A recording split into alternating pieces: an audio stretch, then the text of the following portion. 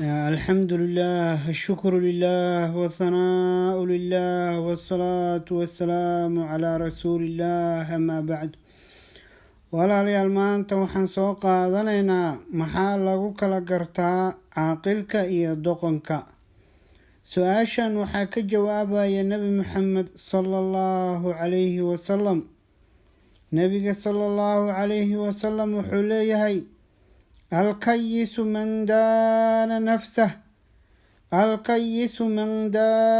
نفسه وعمل لما بعد الموت.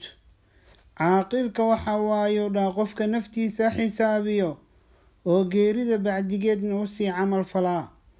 caaqilka waa kaas ayuu dhaha nebiga sallallahu calayhi wasalam. doqonkana waxa waayo dhaha walcaajisu man atbaca nafsahu hawaaha watamanaa cala allahi alamaani. walcaajis doqonka waxa waayo dhaha man itabaca nafsahu hawaaha qofka naftiisa rabitaankeeda iska raaciyo oo hawadiisa raaco. watamanaa cala allahi alamaani.